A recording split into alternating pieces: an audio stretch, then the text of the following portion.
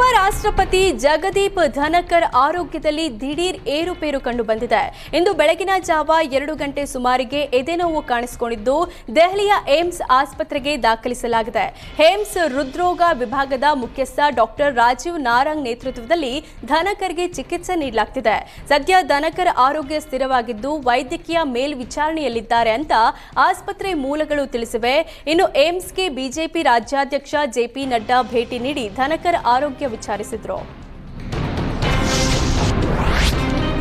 ಕ್ಯಾಲಿಫೋರ್ನಿಯಾದ ಅತಿದೊಡ್ಡ BAPS ಹಿಂದೂ ದೇವಾಲಯದ ಮೇಲೆ ಅಪರಿಚಿತರು ದಾಳಿ ಮಾಡಿದ್ದು ದೇಗುಲವನ್ನ ಧ್ವಂಸಗೊಳಿಸಿದ್ದಾರೆ. ಚಿನೋ ಹಿಲ್ಸ್ನಲ್ಲಿರುವ BAPS ಶ್ರೀ ಸ್ವಾಮಿನಾರಾಯಣ ಮಂದಿರ ಮೇಲೆ ದಾಳಿ ನಡೆದಿದ್ದು ದೇವಾಲಯದ ಮೇಲೆ ಭಾರತ ವಿರೋಧಿ ಬರಹ ಬರೆದು ಕಿಡಿಗೇಡಿಗಳು ಪರಾರಿಯಾಗಿದ್ದಾರೆ. ಇದು ಹಿಂದೂ ಸಮುದಾಯದ ವಿರುದ್ಧದ ಮತ್ತೊಂದು ದ್ವೇಷದ ಪ್ರದರ್ಶನವಾಗಿದೆ. ಸಮುದಾಯವು ದ್ವೇಷವನ್ನ ಎಂದಿಗೂ ಬೇರೂರಲು ಬಿಡೋದಿಲ್ಲ, ಶಾಂತಿ ಮತ್ತು ಸಹಾನುಭೂತಿ ಮೇಲುಗೈ ಸಾಧಿಸುತ್ತೆ ಅಂತ ದೇಗುಲದ ಆಡಳಿತ ಮಂಡಳಿ ಹೇಳಿದೆ. ಇನ್ನು ಕ್ಯಾಲಿಫೋರ್ನಿಯಾದ ವಿಧ್ವಂಸಕ ಕೃತ್ಯಕ್ಕೆ ಭಾರತ ಸಹ ಖಂಡನೆ ವ್ಯಕ್ತಪಡಿಸಿದೆ. ಬೇಸಿಗೆ ಆರಂಭದಲ್ಲಿ ತರಕಾರಿಗಳ ಬೆಲೆ ಕುಸಿತಗೊಂಡಿದ್ದು ರೈತ ಸಂಕಷ್ಟಕ್ಕೀಡಾಗಿದ್ದಾನೆ.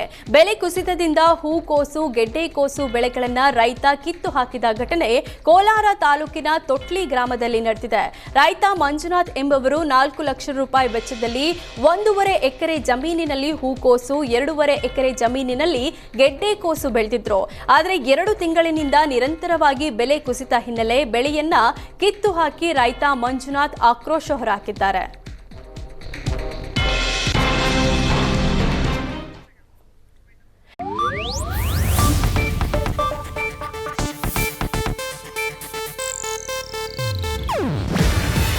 ಇದು ಏಷ್ಯಾನೆಟ್ ನ್ಯೂಸ್ ನೆಟ್ವರ್ಕ್ ಪ್ರಸ್ತುತಿ. ನೀವು ನೋಡ್ತಿದ್ದೀರಾ ಏಷ್ಯಾನೆಟ್ ಸುವರ್ಣ ನ್ಯೂಸ್.